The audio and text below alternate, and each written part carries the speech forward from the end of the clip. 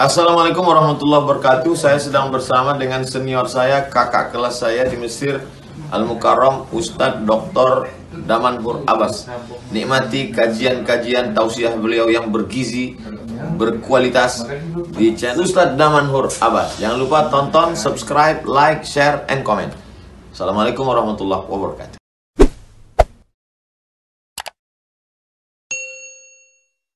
الحمد لله الذي أحيانا بعدما أماتنا وإليه النشور. أشهد أن لا إله إلا الله له دعوة الحق حريص عليها وأوجب تبشيري بها ولتكن منكم أمة يدعون إلى الخير ويأمرون بالمعروف وينهون عن المنكر وأولئك هم المفلحون. وأشهد أن محمدا عبده ورسوله بلغ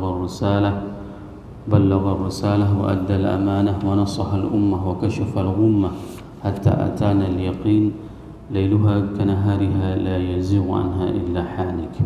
اللهم صل وسلم وبارك وأنعم على حبيبنا وشفيعنا وزخرنا ومولانا محمد وعلى أزواجه أمهات المؤمنين وذرياته وآل بيته وأصحابه أجمعين.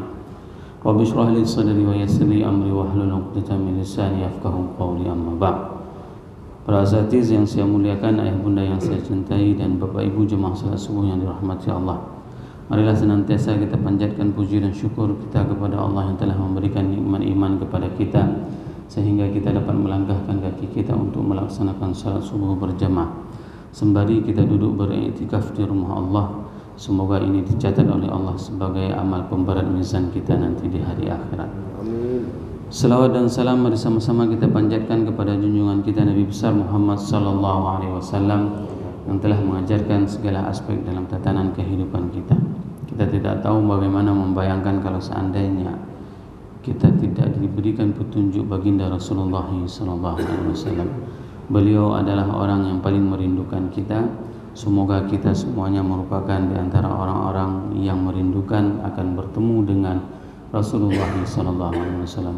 Semoga jemaah yang berhadir pada subuh yang berbahagia ini merupakan di antara umat Nabi Muhammad sallallahu alaihi wasallam yang akan diberikan syafaat oleh baginda Rasulullah sallallahu alaihi wasallam, akan disuguhkan air dari telaga Kautsar dari tangan mulia tersebut. Allahumma amin.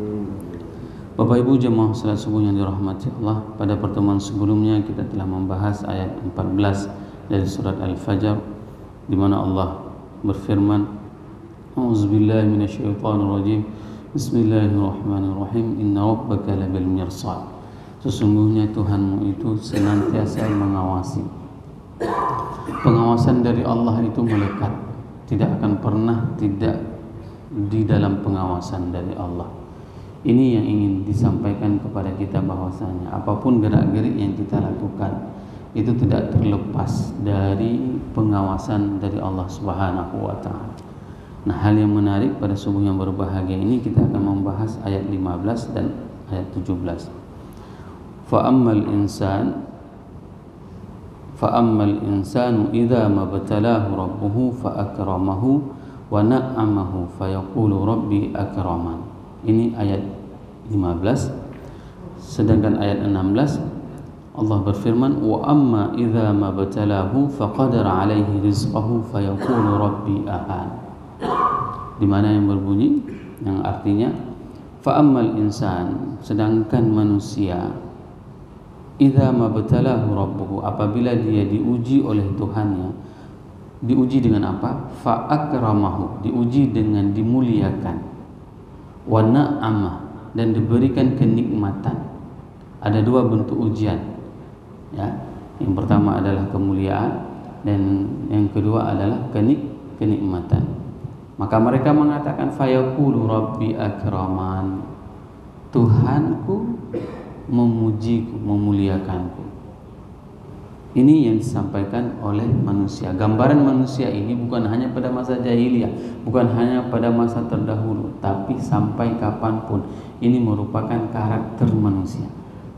Apabila dia diberikan kemuliaan, diberikan jabatan, diberikan kedudukan, maka dia akan mengatakan Tuhan sedang memuliakanku. Apabila dia diberikan harta oleh Allah, maka dia akan mengatakan bahwasanya Tuhan sedang memuliakanku. Nah, bagaimana dengan kondisi Wa amma idza mabtalahu, dan apabila Allah menguji mereka, faqadara alaihi rizqahu, maka Allah tahan rezekinya, disempitkan rezekinya, tidak diberikan rezeki yang sebagaimana dia inginkan. Faqadara alaihi rizqahu fayaqulu rabbi ahan, maka mereka akan mengatakan, sesungguhnya Tuhanku sedang menghinaku. Ini adalah karakter manusia. Seharusnya bagi kita pada saat kita menerima sesuatu kemuliaan, kemudahan, harta, itu bukan merupakan hasil, tapi itu adalah proses, di mana hasilnya itu adalah apabila kita mensyukuri terhadap apapun pemberian Allah, maka kita akan sukses. Itu baru hasil. Hari ini banyak orang pada saat dia diberikan harta yang melimpah oleh Allah, dia mengatakan, saya sudah sukses karena Tuhan menyayangi saya. Padahal bukan. Allah ingin memberikan dia harta, dengan harta tersebut kemana dia akan bawa. Inilah yang dinamakan dengan ujian. Jadi jangan pernah menyatakan bahwasanya orang sukses itu adalah orang yang punya harta. Tidak. Orang sukses itu adalah orang yang dengan hartanya itu dia berikan untuk perjuangan agama Allah. Itu baru sukses. Karena proses mendapatkan harta, seseorang diberikan harta yang berlimpah oleh Allah, itu bukanlah indikator sukses. Tapi dengan harta tersebut dia dapat membantu agama Allah. Dengan harta tersebut dia bisa memperjuangkan agama Allah sehingga ada orang yang menyembah Allah sampai dengan hari akhirat. Berapa banyak orang yang diberikan kekuasaan, tapi dengan kekuasaan tersebut dia tidak bisa mengantarkan orang lain beriman kepada Allah. Maka bersyukur jamaah yang dirahmati Allah pada saat Bapak Ibu mempunyai pimpinan. Pimpinan tersebut mewajibkan salat kepada bawahan. Ini adalah sebuah kenikmatan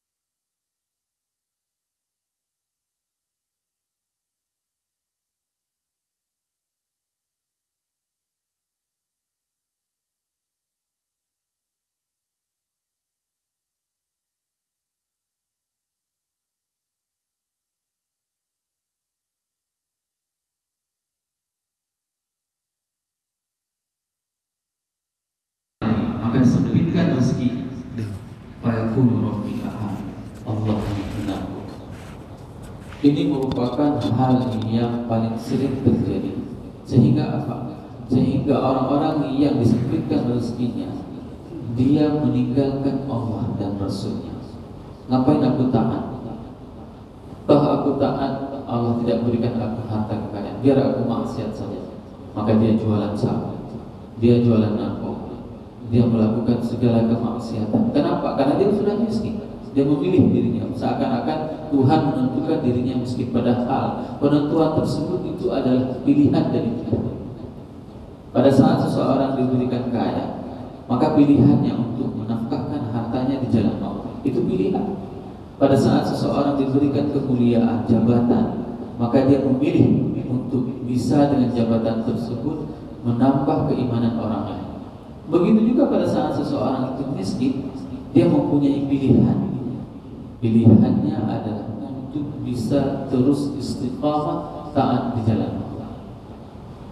Sehingga suatu hari, waktu saya sedang berjalan dengan teman-teman, melihat suasana di kota besar, ternyata untuk melakukan kemaksiatan itu memerlukan biaya yang besar. Percaya atau tidak? Lihatlah kalau misalnya kita ke Jakarta, melihat di pinggir jalan, ya, para wanita itu harus berdiri di pinggir jalan mulai tengah malam. Capek, coba bayangkan. Dan orang yang akan menggunakan jasanya itu, dia harus mengeluarkan uang.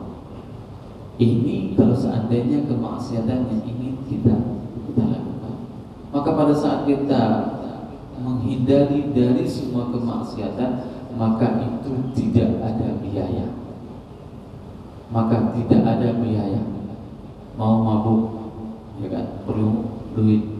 Tidak mungkin kali pertama atau kedua atau ketiga itu ditraktir sama orang yang akan mempengaruhi. Tapi kali keempat pasti disuruh bayar. Ujung-ujungnya seperti itu semuanya. Maka pada saat seseorang memilih, pada saat dia miskin, dia tidak melakukan kemaksiatan kepada Allah, maka dia tidak akan mengeluarkan biaya apapun.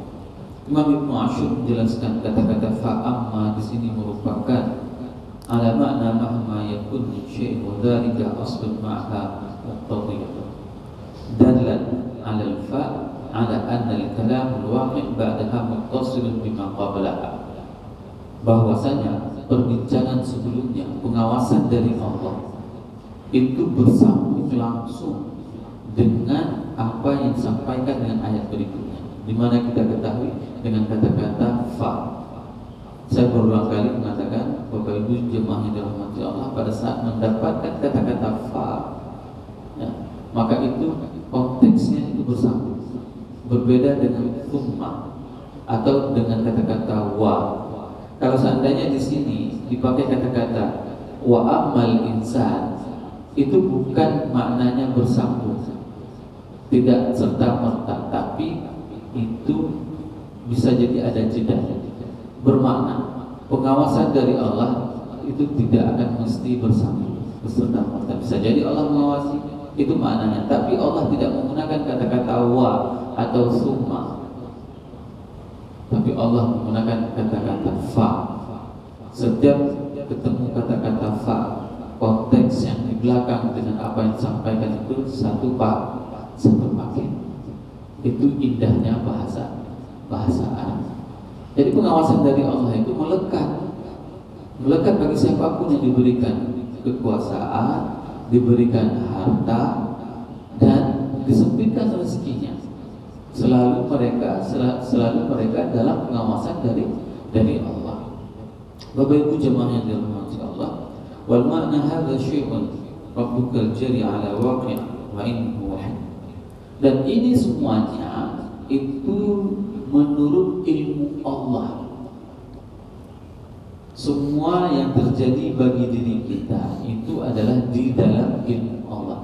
Kitalah yang akan menentukan takdir kita, di mana pada saat kita berusaha dengan keras, belajar, mengikuti ujian, maka kita akan dinaikkan tingkat kita. Begitu kita dapat mendapatkan posisi tertentu, apa yang kita putuskan terhadap takdir kita, maka kita akan mengajak bawahan kita untuk beribadah kepada Allah.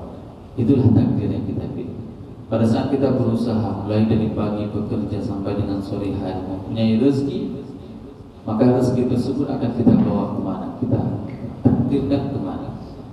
Nah, di sini Imam Ibnu Ashur menjelaskan bahwasanya kesemuanya itu dalam ilmu Allah wa hikmatu, dan hikmah dari Allah. Kenapa hari ini kita tidak diberikan rezeki yang banyak oleh Allah? Saya teringat sekali dulu tahun 2001, 2002 sampai dengan 2004 itu masih terjadi konflik di Aceh.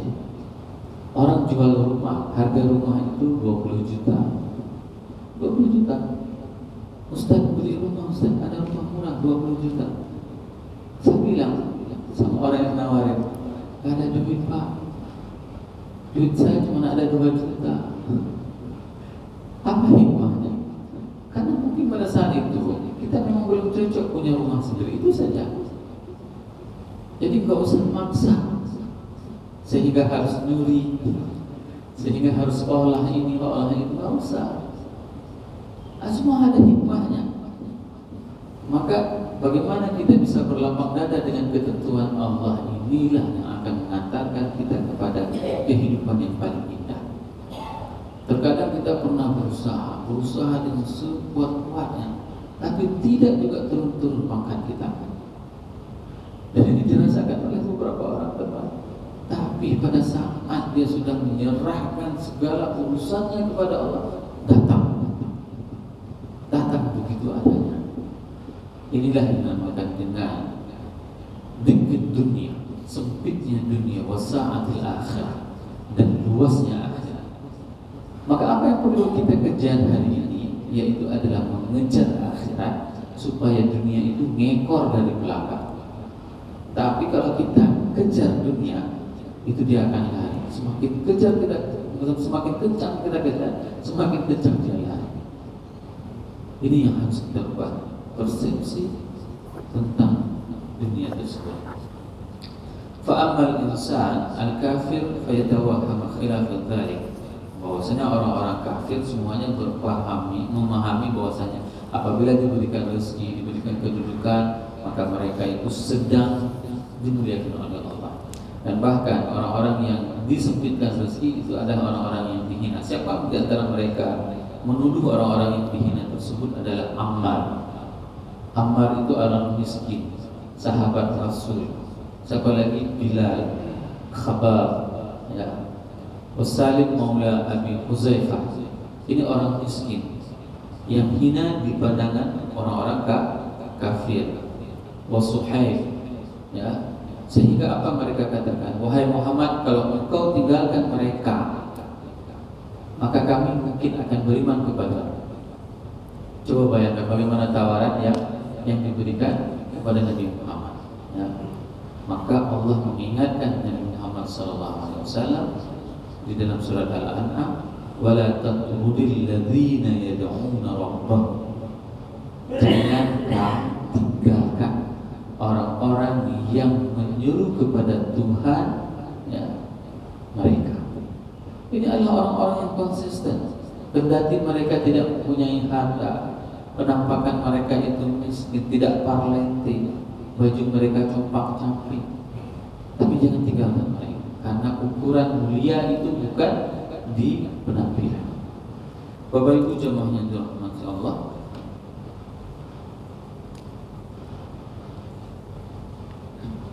di ayat ini Allah menjelaskan juga tentang bagaimana sebenarnya rezeki tersebut.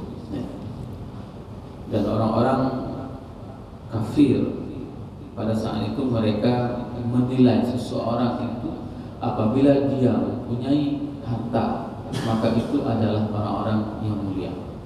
Hari ini pemahaman seperti itu diadopsi oleh orang-orang kapitalis. Di dalam ilmu ekonomi ada mazhab yang dinamakan dengan mazhab kapitalis. Aliran kapitalis itu seseorang diukur dengan sejahtera apabila dia bisa memiliki semua keperluan hidupnya.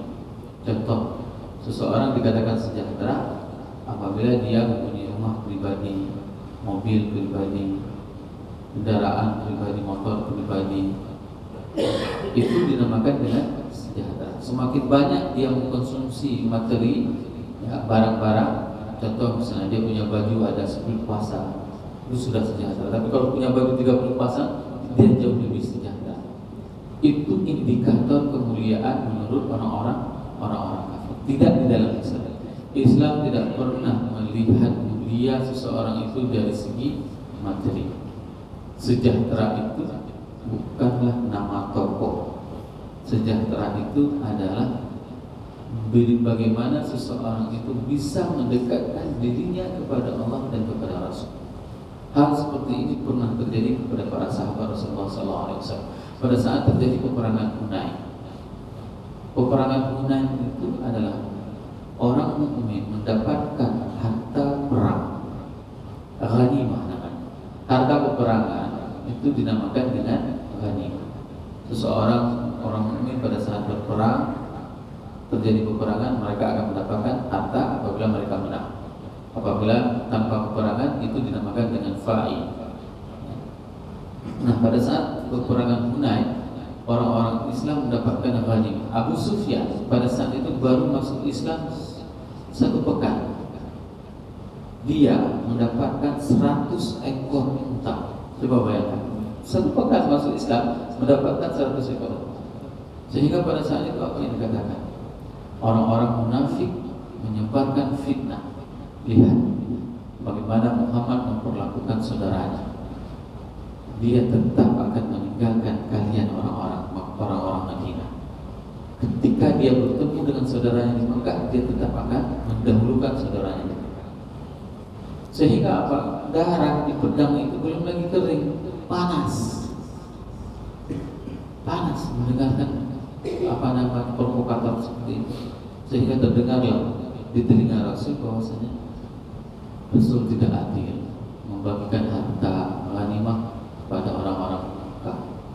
Kita tidak diberikan. Maka pada saat itu Rasul mengumpulkan semua orang-orang Ansar dalam sebuah oase. Kumpulkan. Rasul berkhutbah memuji Allah, berselawat. Pada saat itu Rasul menanyakan kepada orang-orang Ansar, apakah kalian tidak rela aku membagikan harta, onta, kambing kepada saudara-saudaramu yang baru masuk Islam agar hati mereka itu lunak? Apakah kalian tidak rela dengan keraknya dunia, sedangkan kalian pulang ke Madinah bersama Rasulullah SAW?